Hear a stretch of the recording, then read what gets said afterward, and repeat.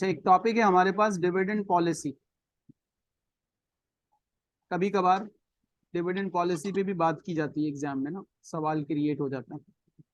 सही। खास तौर पर अगर कोई कंपनी है, जैसे एक दफा एक सवाल आया था कि एक कंपनी है, वो पब्लिक लिस्टेड कंपनी नहीं है, तो पब्लिक लिस्टेड अगर वो सही। होने जा रही है फॉर एग्जांपल, तो अब उसकी जो डिविडेंड पॉलिसी है, वो चाह रहे हैं कि वो कुछ अरसे तक डिविडेंड ना दें। तो डिविडेंड ना देने से शेयर प्राइस पे क्या फर्क पड़ेगा? तो जब हम एफिशिएंट मार्केट की बात करते हैं, शेयर प्राइस की मूवमेंट की बात करते हैं, तो dividend plays an very important role in share price, in wealth maximisation. ठीक है, ठीक। हमारा एजेंडा ये होता है कि हमें शेयर होल्डर्स की वेल्थ को मैक्सिमाइज करना है। तो हमारे जो भी डिसीजंस हों, ठीक है, चाहे वो इन्वेस्टमेंट से हम्म, रिलेटेड डिसीजंस हों, हम्म, या वो फाइनेंसिंग से रिलेटेड डिसीजंस हों, या ऑपरेशन से रिलेटेड डिसीजंस हों, सबका एक ही टारगेट होना चाहिए, वेल्थ मैक्सिमाइजेशन। सही।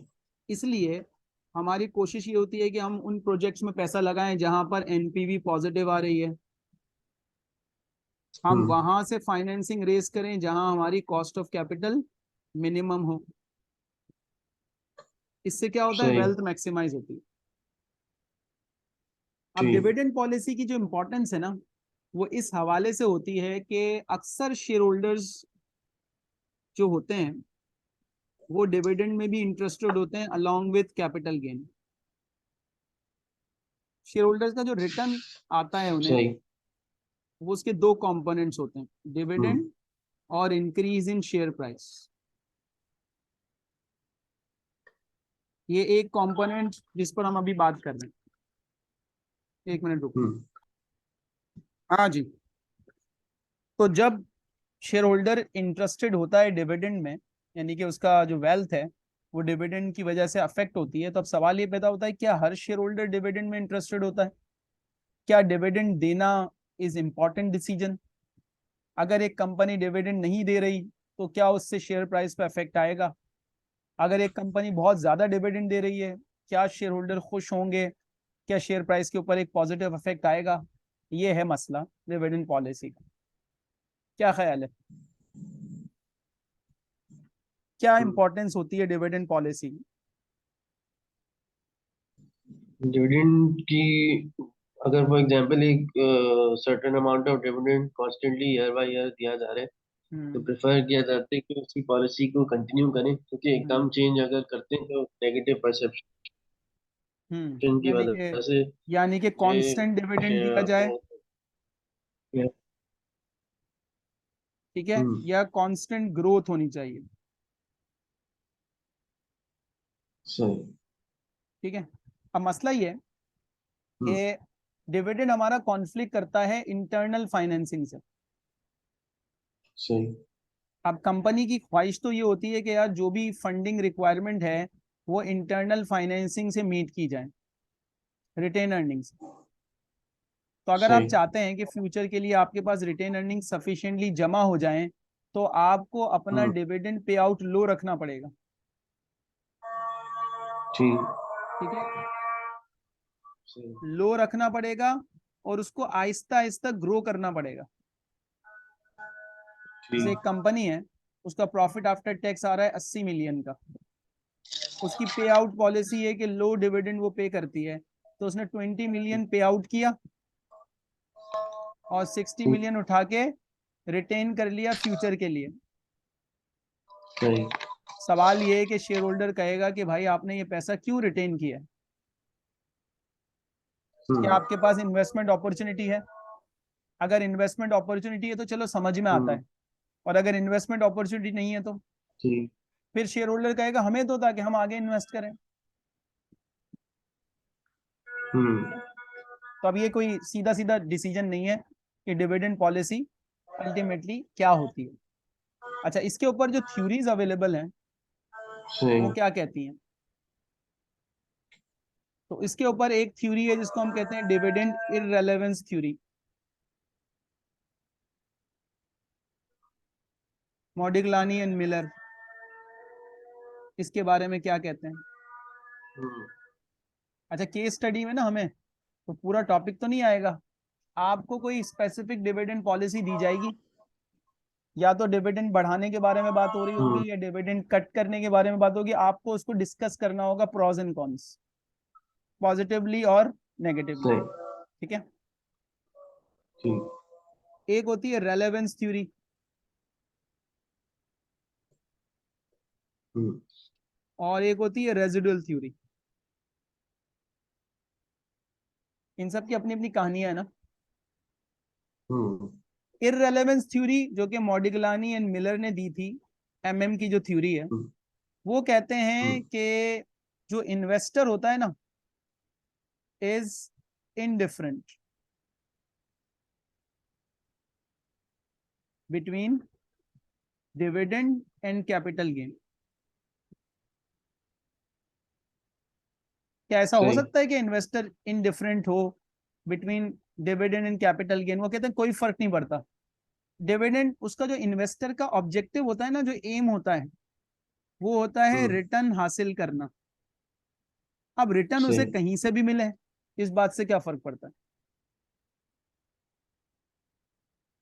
हो सकता है कि डायरेक्टर को इस आर्ग्यूमेंट को लेकर आपसे सवाल पूछे कि जी, one of the theory says that individual is indifferent between dividend and capital gain, आप इसको क्रिटिसाइज करें। हम्म। तो इसने इस थ्योरी के पीछे जो अजम्पशन ली हुई है ना, वो अजम्पशन ली हुई हम्म। है परफेक्ट कैपिटल मार्केट की। सही। और परफेक्ट कैपिटल मार्केट के accordingly there is no transaction cost, equity sale और बाय करने की, शेयर सेल और बाय करने की कोई ट्रांजेक्शन कॉस्ट नहीं होती। सही। सिमिलरली नो टैक्सेशन,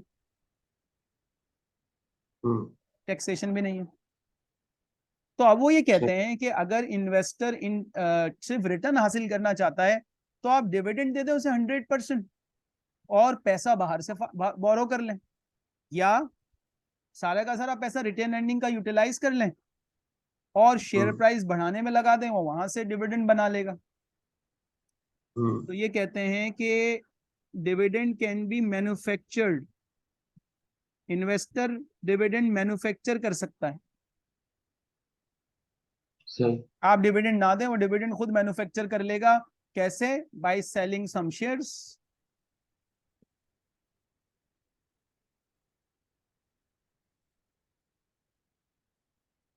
जैसे कुछ शेयर होल्डर्स होते हैं जिन्हें हम कहते हैं इंस्टीट्यूशनल शेयर होल्डर्स,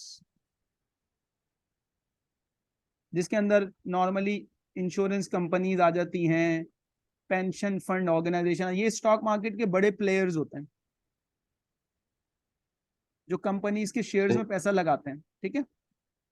ठीक। अच्छा, ये जो कंपनीज हैं, इनको अपने क्लाइंट्स को फैसिलिटेट करने के लिए रेगुलर सीरीज ऑफ इनकम चाहिए होती है। इनके पास रेगुलर इनकम इनको चाहिए होती है। ये ऐसी कंपनी में पैसा लगाते हैं जहां से इन्हें रेगुलर डिविडेंड मिलता।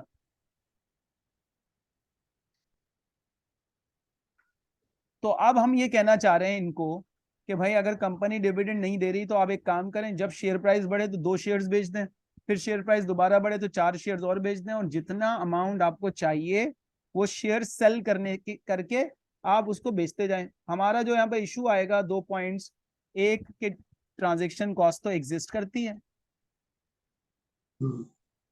ठीक है, दूसरा टैक्स भी एग्जिस्ट करता है, तीसरा हम्म। होगा एलिमेंट ऑफ कंट्रोल। जब हम शेयर्स बेचेंगे तो हमारा कंट्रोल भी तो आगे पीछे होगा ना, नंबर ऑफ शेयर्स चेंज हम्म। होंगे, कंट्रोल भी आगे पीछे होगा। तो मॉडिग्लानी एंड मिलर की सही। जो थ्योरी है, इसको क्रिटिसाइज किया जाता है ड्यू टू इट्स अजम्पशन कि प्रैक्टिकली इट्स नॉट वायबल कि एक बंदा जो है ना वो बार बार शेयर्स खरीदे, बार बार शेयर्स बेचे। प्लस हम्म। टैक्स एक इंपॉर्टेंट रोल प्ले करता है। Tax treatment of dividend in capital gain, इसमें फर्क होता है ना हम्म। कि डिविडेंड का टैक्स ट्रीटमेंट क्या है और कैपिटल गेन अगर आपको होता है तो उसका ट्रीटमेंट क्या है। अब देखें यूके सही। के अंदर एक इंडिविजुअल जब किसी कंपनी के शेयर्स खरीदता है और वहां से उसे जब डिविडेंड मिलता है या कैपिटल गेन आता है तो उसकी टैक्स पॉलिसी अलग है। और जब यूके में एक सही। कंपनी किसी और कंपनी में इन्वेस्टमेंट करती है और वहां से उसे डिविडेंड मिलता है या कैपिटल गेन होता है, उसकी पॉलिसी अलग है। हम्म। इसका मतलब ये कि टैक्स के पॉलिसी की वजह से फर्क तो पड़ता है कि डिविडेंड कंपनी दे रही है नहीं दे रही, उससे इन्वेस्टर के ऊपर फर्क तो पड़ता है। हम उसको इररेलेवेंस तो नहीं कह सकते। ठीक है। जैसे ठीक। यूके के अंदर डिविडेंड का इंडिविजुअल के लिए मिनिमम रेट है 7.5%, हम्म। उससे आगे 32.5% और फाइनल रेट है 38.1% इंडिविजुअल के लिए। लेकिन कैपिटल गेन का जो रेट है ना, वो मिनिमम 10 है और ज्यादा से ज्यादा 20 है। इसका मतलब है एक सही। इंडिविजुअल प्रेफर करेगा उसे कैपिटल गेन हो, डिविडेंड ना हो। हम्म। क्योंकि डिविडेंड अगर मिलता है तो हायर रेट पे टैक्सेबल होगा वो। हम्म। अब अगर कंपनी डिविडेंड दे रही है उसको तो उसकी तो फाइनल इनकम अफेक्ट हो जाएगी। ठीक है। सही। सिमिलरली कंपनी के केस में यूके के अंदर डिविडेंड क्या है, एक एग्जेम्प्ट इनकम है। अब कंपनी चाहेगी उसको डिविडेंड मिले ताकि टैक्स ना देना पड़े। हम्म। और वहां कैपिटल गेन एक फिक्स रेट पे टैक्सेबल होता है 19% के ऊपर। सही।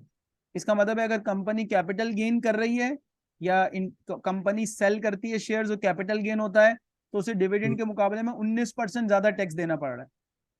हम्म। ये वो फैक्टर है जिसकी बेसिस पर इन्वेस्टर हमेशा चिल्लाता है, शोर मचाता है कि जी मेरी टैक्स प्लानिंग आपने अफेक्ट कर दी। मैं अपनी एक टैक्स प्लानिंग के साथ चल रहा था, आप कभी डिविडेंड ज्यादा दे रहे हैं, कभी कम दे रहे हैं, कभी ज्यादा कभी कम। तो वो फ्रस्ट्रेट होता है और फिर शेयर सेल कर देता है। सही।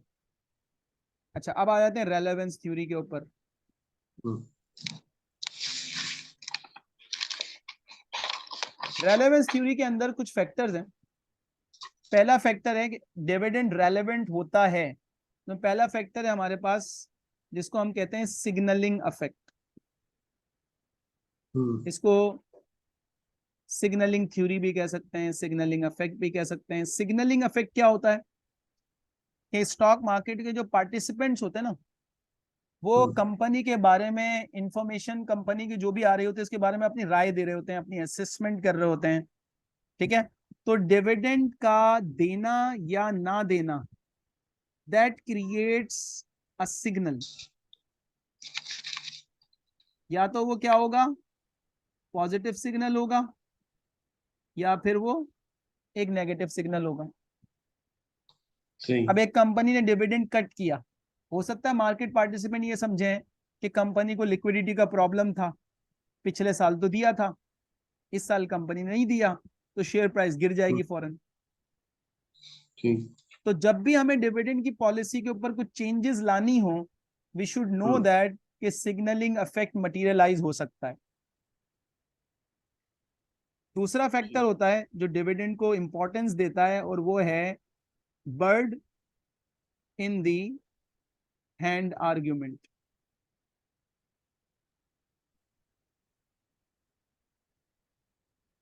जब हम ये बात करते हैं कि दोनों रिटर्न की एक फॉर्म है डिविडेंड और कैपिटल गेन, तो हम कहेंगे हम्म। सर्टेन इनकम कौन सी है, तो हम कहेंगे सर्टेन इनकम तो भाई डिविडेंड है। कैपिटल गेन होगा या नहीं होगा फ्यूचर में हमें क्या पता। हम्म। अब कंपनी अगर अपने शेयर होल्डर्स को ये कहे कि जी हम डिविडेंड इसलिए नहीं दे रहे कि हम इस पैसे को रिटेन करेंगे, आगे इन्वेस्ट करेंगे, फ्यूचर में ज्यादा प्रॉफिट आएगा, ज्यादा डिविडेंड मिलेगा, ज्यादा कैपिटल गेन होगा, तो वो कहेगा और अगर नहीं हुआ तो, ये तो हम्म। अनसर्टेनिटी है। तो हम्म। इन्वेस्टर प्रेफर करते हैं bird in the hand argument के जो आज मिल रहा है वो प्रेफर किया हम्म। जाता है ओवर जो फ्यूचर में मिलेगा। सही। तो bird in the hand argument को भी दिमाग में रखकर पॉलिसी बनानी चाहिए।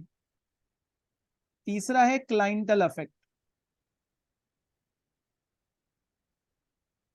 कि जब भी हम डिविडेंड पॉलिसी बनाएंगे तो हम ये देखेंगे कि हमारे पास टाइप ऑफ शेयर होल्डर्स कौन से हैं हमारी कंपनी में, किन लोगों ने हमारी कंपनी में पैसा लगाया हुआ है, सही। उनकी तादाद किसकी है, डिविडेंड लवर्स कितने हैं और गेन लवर्स कितने हैं। जिसका पल्ला भारी उसी पर फोकस करना चाहिए। अगर आपके majority share holders gain lovers हैं, आप डिविडेंड देंगे नाराज हो जाएंगे।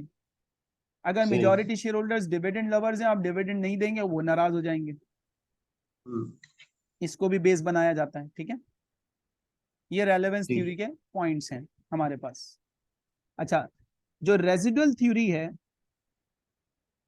रेजिडुअल थ्योरी ये कहती है कि जो डिविडेंड का डिसीजन है ना वो सेकेंडरी है, यानी कि रेजिडुअल है। Means first identify investment opportunities. सही। अगर आप ऐसी इंडस्ट्री में ऑपरेट कर रहे हैं जिसके अंदर इन्वेस्टमेंट अपॉर्चुनिटीज मौजूद हैं तो डिविडेंड ना दें, पहले वहां पर इन्वेस्ट करें। इन्वेस्टमेंट अपॉर्चुनिटीज में पैसा लगा दिया तो रिमेनिंग जो भी बच गया एज अ रेजिड्यू वो पे आउट कर दें। सही।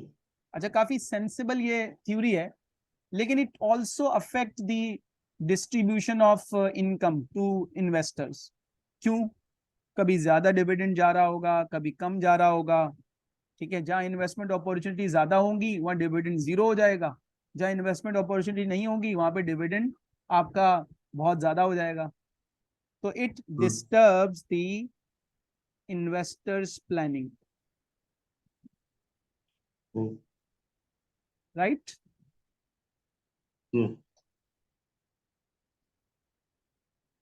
यानी कि प्रैक्टिकली कोई कंक्लूसिव थ्योरी हमारे पास मौजूद नहीं है जिसकी बेसिस पर हम ये कहें कि ये ज्यादा बेहतर आइडिया।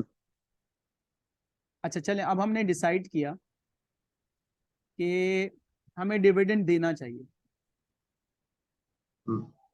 तो डिविडेंड देने के लिए हमें कुछ और फैक्टर्स को भी कंसिडर करना चाहिए। उन फैक्टर्स को माइंड में रखे बगैर आप एक सूटेबल डिविडेंड पॉलिसी नहीं बनाएंगे कभी भी। जैसे फॉर एग्जांपल, आपकी लिक्विडिटी पोजीशन कैसी है।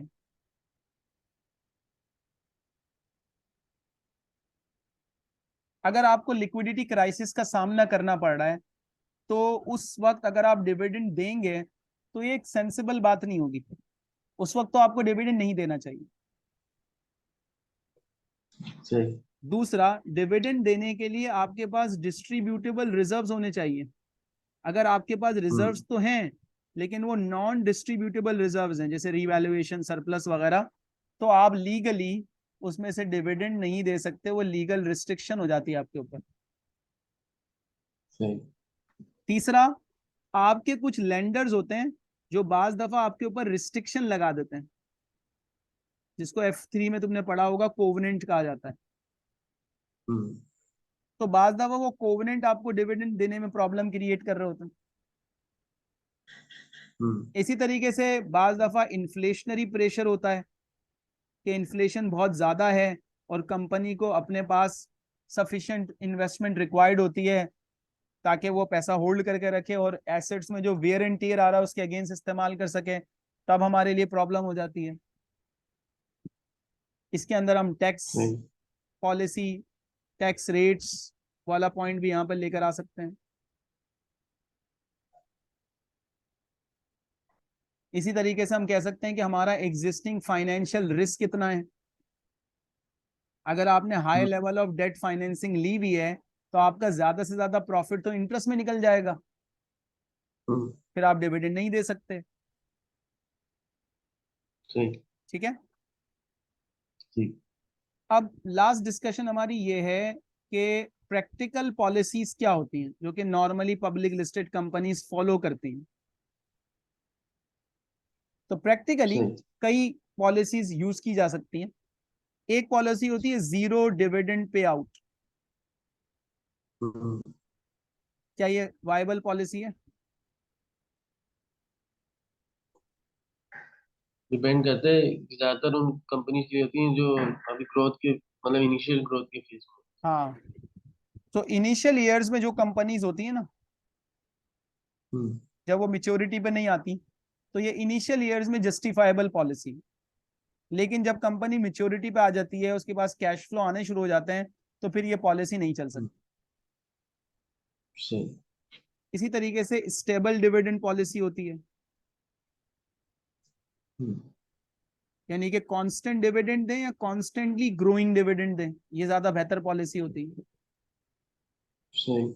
इसी तरीके से फिक्स डिविडेंड, आप एक अमाउंट डिसाइड कर लें, हर साल आपको एक फिक्स डिविडेंड देना है हर हाल में। हम्म। या फिर फिक्स्ड पे आउट रेशो, हम्म।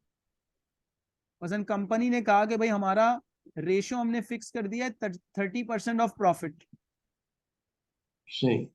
70% आपकी रिटेंशन फॉर अनजस्टिफाइबल रीजन, यानी कि कुछ भी नहीं हो रहा, कुछ है या नहीं है, रिटेंशन आपकी 70% हमेशा हम्म। रहेगी। इसको कैसे जस्टिफाई करेंगे? हम्म। फिर प्रॉफिट ज्यादा होगा तो डिविडेंड ज्यादा जा रहा होगा, प्रॉफिट कम होगा तो डिविडेंड कम जा रहा होगा, उसको कैसे जस्टिफाई करेंगे? हम्म, ठीक है। ठीक। तो इसके साथ हमारे पास एक टॉपिक है स्क्रिप डिविडेंड का। हम्म। स्क्रिप डिविडेंड क्या होता है? बोनस। बोनस कह सकते हैं उसका ना, dividend hmm. In the form of shares.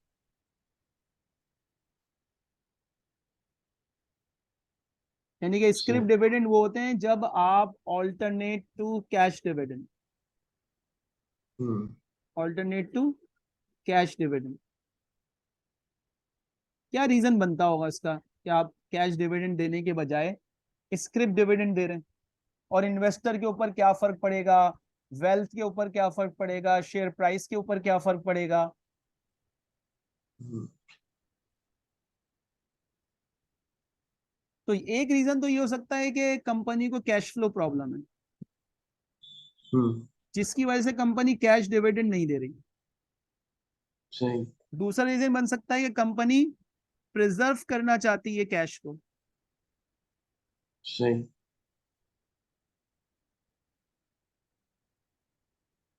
इस वजह से कैश डिविडेंड नहीं दे रहे।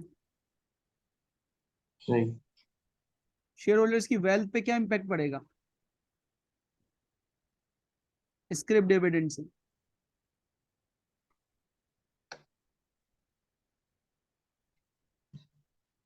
शेयर प्राइस तो गिर नंबर जाएगी, ऑफ शेयर्स जो है।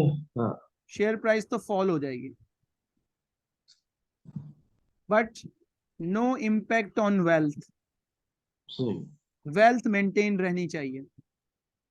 हम्म। तो कैश डिविडेंड दें या स्क्रिप डिविडेंड दें, शेयर होल्डर्स की वेल्थ पे कोई नहीं फर्क पड़ता थियोरेटिकली। सही।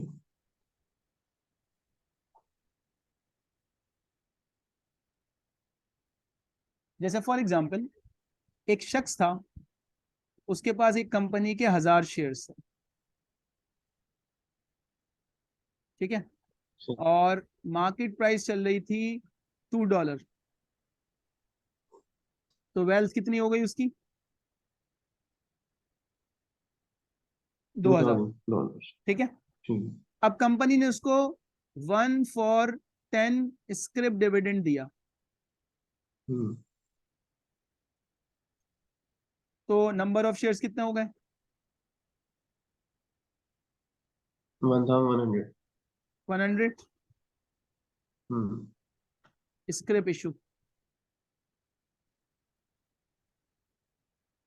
अच्छा, वैल्यू जो 20,000 है ना, हम ये एज्यूम करेंगे ये वैल्यू अपनी जगह मौजूद रहेगी,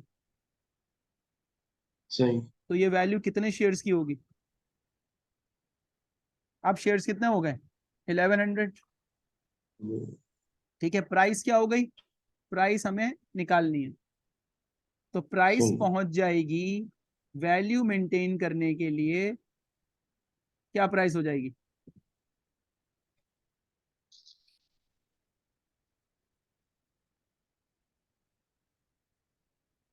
1.8। 1.8, 1.82। यानी कि प्राइस 2 से गिरकर कितनी हो जाएगी?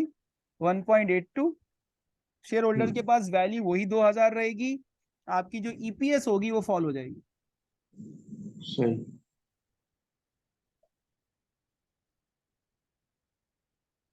ठीक है। ठीक। इन्वेस्टर को ये फायदा होता है कि अक्सर क्या होता है कि बोनस शेयर जो है ना वो टैक्सेबल नहीं होते। सही। जो जिन कंट्रीज के अंदर बोनस शेयर्स टैक्सेबल नहीं होते, वहां पर डिविडेंड की जगह अगर उन्हें बोनस मिलेगा तो डिविडेंड मिलता तो टैक्स लगता, बोनस अल्टीमेटली टैक्सेबल नहीं है तो उनके पास टैक्स बेनिफिट्स आ जाते हैं। हम्म। कंपनी के लिए फायदा ये होता है कि कंपनी अपना कैश प्रिजर्व कर लेती है, हम्म। उसको फर्दर फाइनेंसिंग की जरूरत नहीं पड़ती, वही रिटेन अर्निंग इस्तेमाल करके आगे यूटिलाइज कर लेती है। सही। ये एक area exam point of view से आप पूरा एरिया जहन में रख के अप्लाई करना है कि अगर एक कंपनी है फॉर एग्जांपल और वो सपोज जा रही है मार्केट के अंदर और उसकी डिविडेंड पॉलिसी के बारे में आपको किसी भी किस्म का कोई सवाल आता है, तो आप देखेंगे कि भाई पहले एग्जिस्टिंग डिविडेंड पॉलिसी कैसी है, क्या ठीक। कंपनी की कोई हिस्ट्री है आपके सामने। उस हिस्ट्री हम्म। को देखते हुए और बाकी सरकमस्टांसेस को देखते हुए हम ये डिसाइड करेंगे कि इस कंपनी को डिविडेंड देना चाहिए, अगर ये कंपनी डिविडेंड नहीं दे रही तो क्या कॉन्सिक्वेंसेस होंगे, अकॉर्डिंगली इस तरह से काम करेंगे। ठीक। अब एक सवाल देखते हैं इसके ऊपर।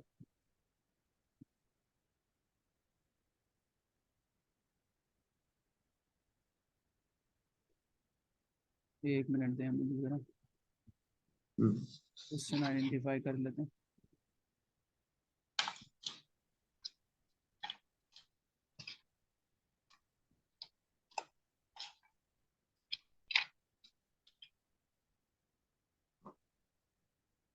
अब तुम्हें जो भी टॉपिक्स कवर करने ना, उसको कवर करने हम्म। के बाद पास्ट पेपर्स के अंदर से उसके एक एक दो दो तीन तीन पास्ट में अगर कोई सवाल आए तो उससे एक आइडिया बिल्ड करना है कि एग्जामिनर इस टॉपिक को कैसे पूछ चुका है, ताकि आपके माइंड में ना ठीक। क्लेरिफिकेशन हो कि मैंने जो भी थ्योरी के टॉपिक्स पढ़े हुए हैं वो ऐसे पूछे जाते हैं, हम्म। मुझे उस पर एप्लीकेशन साइड पे क्या क्या चीजें माइंड में प्लान करके चलनी है। तो ऐसा ना हो कि हम सही। टॉपिक हमारे माइंड में हो लेकिन हम इस मामले में ब्लैंक हो, बिल्कुल ब्लैंक, ये कैसे पूछेगा। ठीक।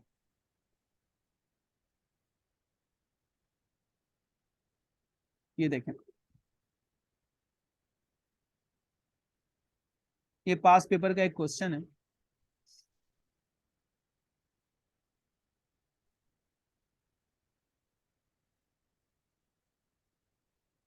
यहां पर इसने एक इशू रेज किया है, उस इशू की वजह से इसने यहाँ पर एक पॉइंट रेज किया है। We have also lost subscribers because of the disappointment that the promised download service was then withdrawn. Our share hmm. price has fallen because of these concerns, and the board is considering paying a larger than usual dividend for the financial year in order to signal our confidence that these setbacks have been temporary. हुआ क्या, company को किसी वजह से कोई problem आई और director ने कहा कि अब लोग तो मायूस हो चुके हैं, शेयर प्राइस गिर रही है, तो शेयर होल्डर्स को मोटिवेट करने का तरीका क्या है कि आप वन ऑफ लार्ज डिविडेंड दे दें। हालांकि वन ऑफ लार्ज डिविडेंड किसी सूरत जस्टिफाइबल नहीं है, हम्म। क्योंकि वो एक एक्सपेक्टेशन क्रिएट करता है नेक्स्ट ईयर के लिए लार्ज डिविडेंड की। हम्म। अब यहाँ पे सवाल देखते हैं कि यहाँ पे सवाल क्या बना। Discuss whether the increase dividend payment is likely to reassure the share holder. ये सवाल में आप अपने पॉइंट्स देंगे ना कि वाकई बढ़ाने से क्या होगा। सही।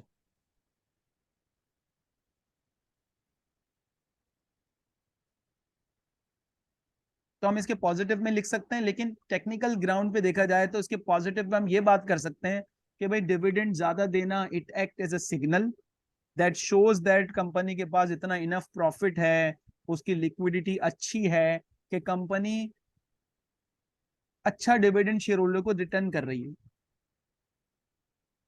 लेकिन साथ साथ उसके अंदर एक नेगेटिविटी ये भी आ सकती है कि वो शेयर होल्डर्स, वो क्लाइंटल्स जो डिविडेंड में इंटरेस्टेड नहीं है, अगर उन्हें अनयूजुअल डिविडेंड मिलेगा तो वो नाराज हो जाएंगे। वो कहेंगे कि जी हम कंपनी में चाहते हैं ग्रोथ हो और कंपनी हमारा ही पैसा हमें रिटर्न करके कह रही है आप लगाएं।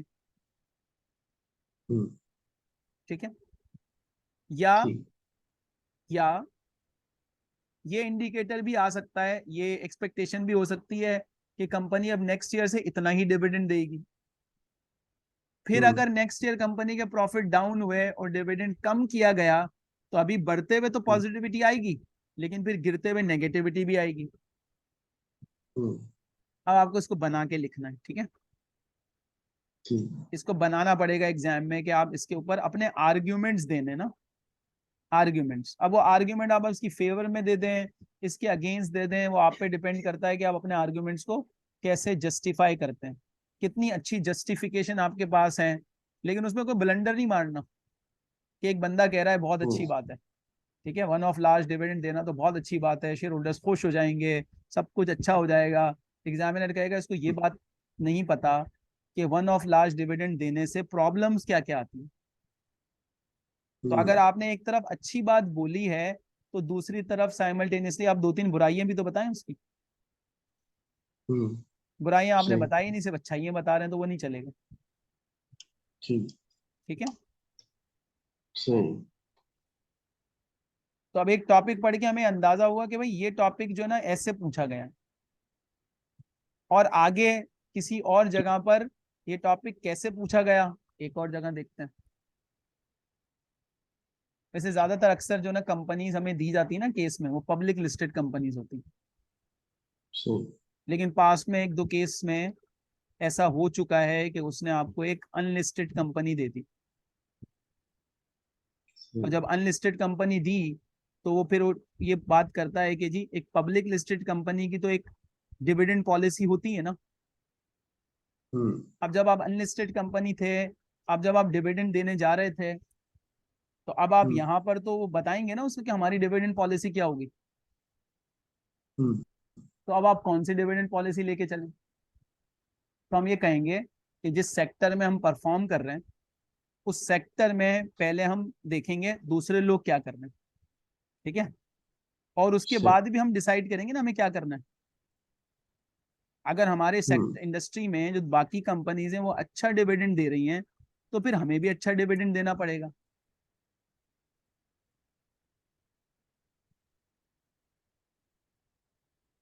इसका पॉइंट नंबर 4 नजर आ रहा है। जी। इसको पढ़ो, आई एम जस्ट कमिंग।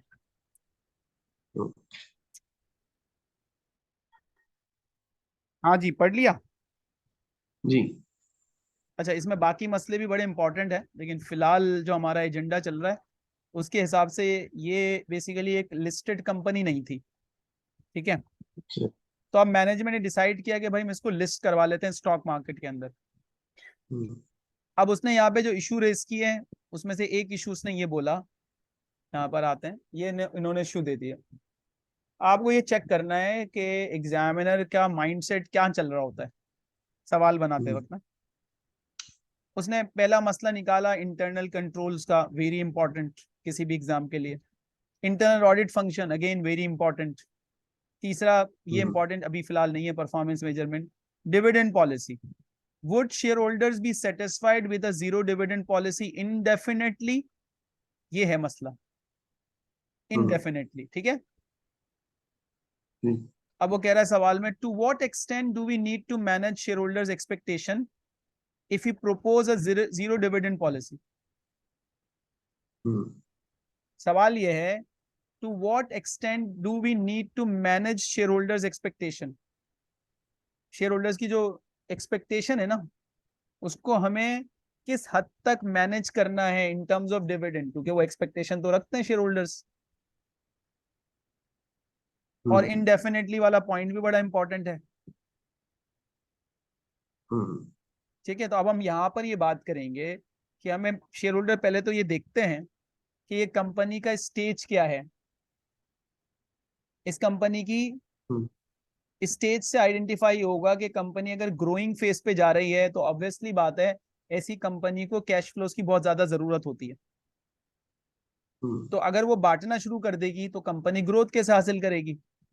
तो शेयर होल्डर ये माइंडसेट ऑलरेडी बना के रखे हुए होते हैं, ये उनकी एक्सपेक्टेशन होती है कि कुछ अरसे तक तो कंपनी कुछ भी नहीं देगी।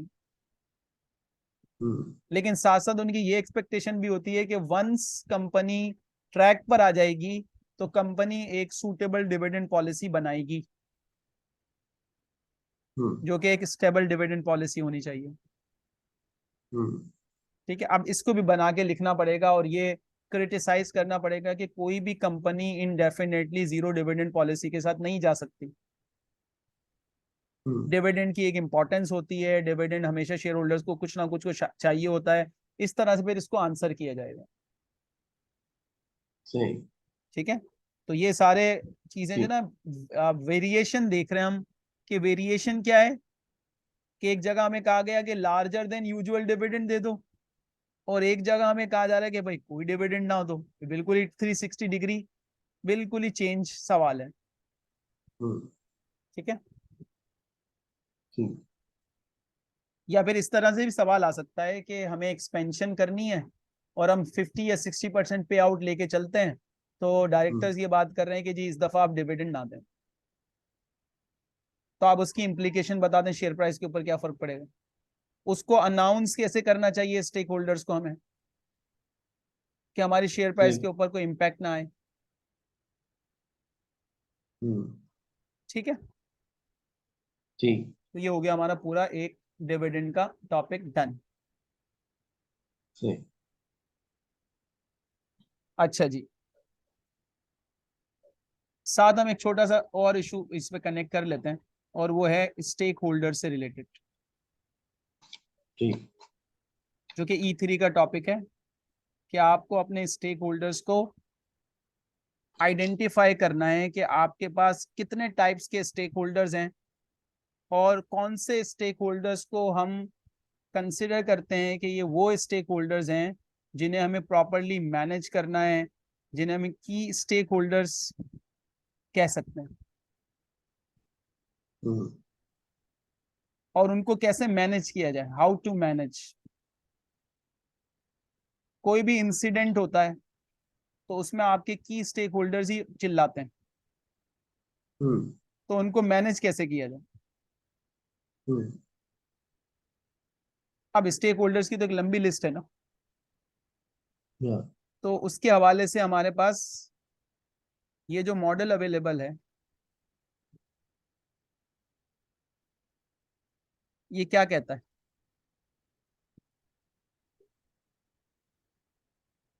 ये कहता है दो चीजों के ऊपर आप स्टेक होल्डर्स को मेजर करें ना, पावर और इन्वॉल्वमेंट। सही। ठीक है, एक ठीक। वो स्टेक होल्डर ग्रुप बनेगा जिनकी हाई पावर होगी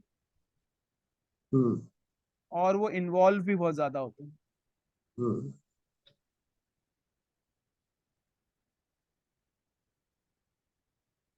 एक वो बन जाएगा जिसमें शेयर होल्डर्स की स्टेक होल्डर्स की पावर क्या होती है, लो,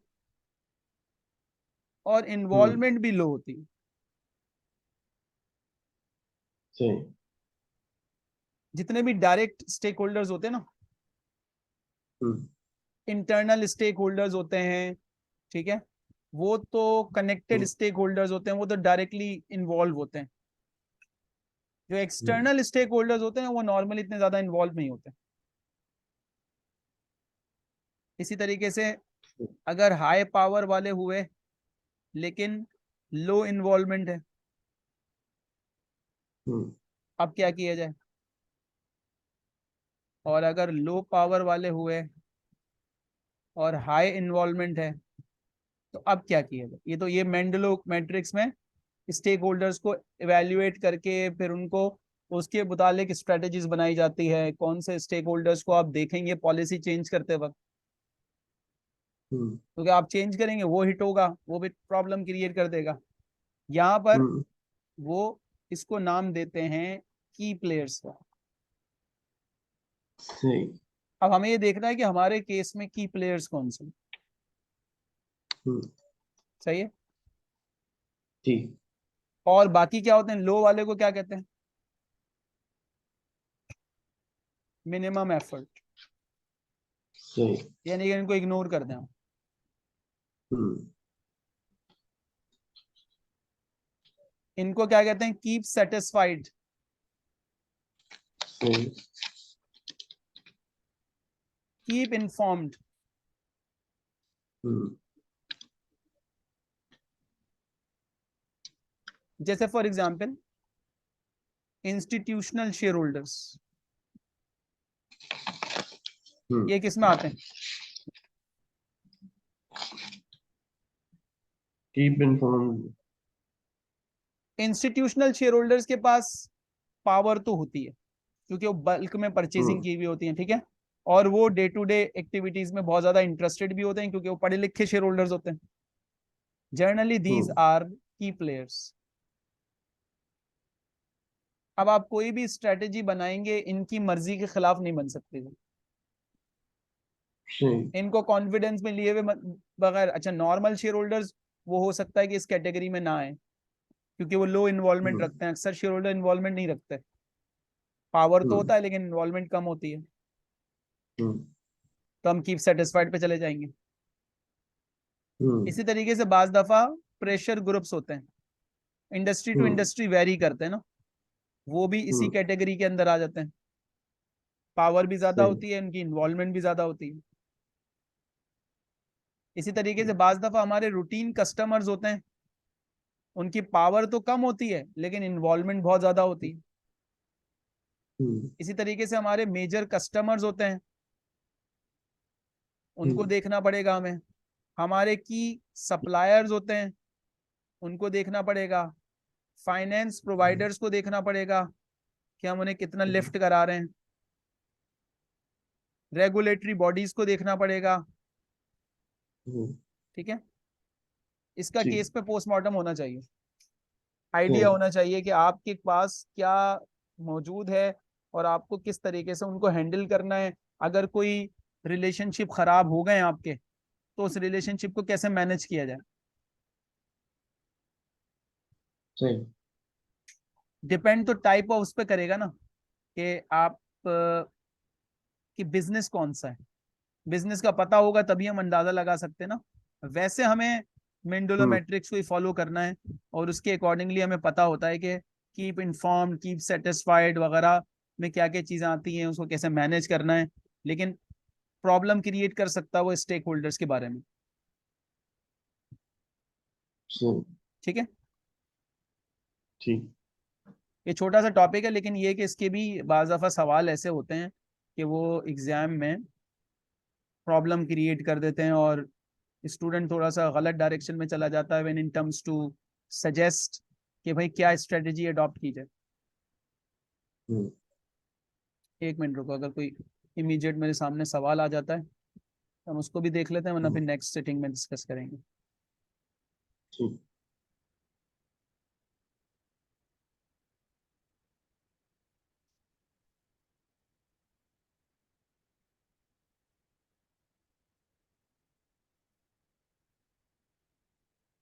अच्छा, टॉपिक जो हमारे होते हैं ना, जब हम ये कहते हैं कि कौन से टॉपिक हमारे लिए इंपॉर्टेंट होते हैं, तो पहली तो कोशिश हमें ये करनी चाहिए कि हम समझेंगे हर टॉपिक इंपॉर्टेंट होता है।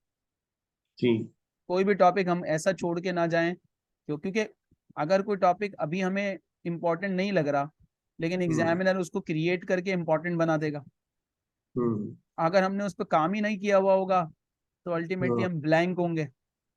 लेकिन ये कि हम्म। कुछ ना कुछ थोड़ा बहुत अगर हमने उसको पढ़ लिया, उसके ऊपर काम किया हुआ था, तो एटलीस्ट हमें आइडिया होगा कि यार इसको कैसे टैकल करना है। सही। ये देखें, ये एक केस का सिनेरियो है।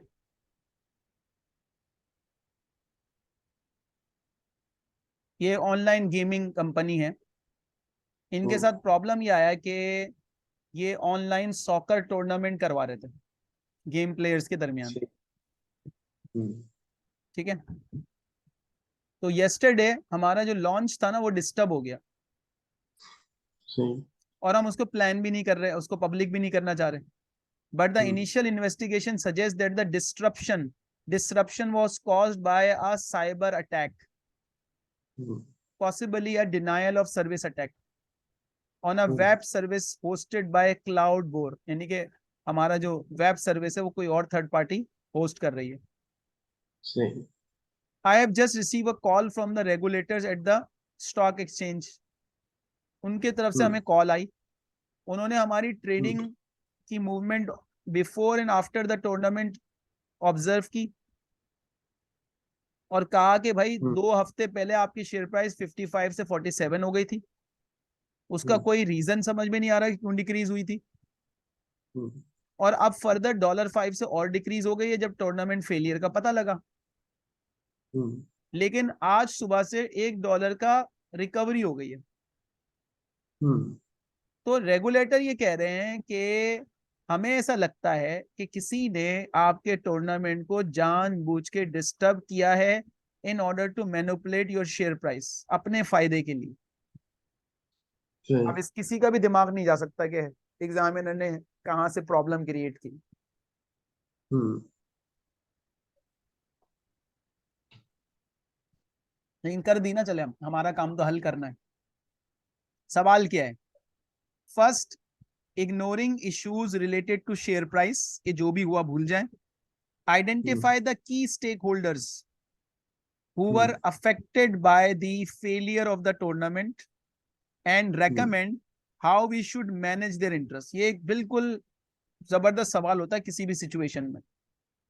सही। इस इवेंट की वजह से हमारे की स्टेक होल्डर्स आइडेंटिफाई करें जो अफेक्ट हुए होंगे। हम्म। तो एक तो हम खुद अफेक्ट हुए, हमारी कंपनी, ठीक है। सही। फिर गेम प्लेयर्स जो गेम खेलना चाह रहे थे, जो ऑनलाइन आके गेम खेलते हैं, वो अफेक्ट हुए। हम्म। फिर जो हमें सर्विस प्रोवाइडर है वो अफेक्ट हुआ, सही। ठीक है। अब हम हम्म। सबके जो इंटरेस्ट हैं उनको कैसे मैनेज किया जाए? गेम प्लेयर्स सबसे इंपॉर्टेंट है। हम्म। गेम प्लेयर्स को हम कैसे मैनेज करें, उनको क्या बताएं कि जो हुआ है उससे रिलेटेड उन्हें कॉन्फिडेंस में कैसे लें ताकि किसी भी किस्म की नेगेटिविटी नहीं आए, हम्म। ठीक है। और दूसरी चीज उसने कहा कि ये जो हमारा शेयर प्राइस का गिरना है ना, ये क्या हम्म। इसकी कोई कनेक्टिविटी बनती है साइबर अटैक के साथ? कहीं वाकई ऐसा तो नहीं हुआ किसी ने टूर्नामेंट से पहले ये हरकत इसलिए की टूर्नामेंट को फेल करने की ताकि कंपनी की शेयर प्राइस गिरे और वो बाय करके वहां से फायदा उठाए? हम्म। ये है मसला।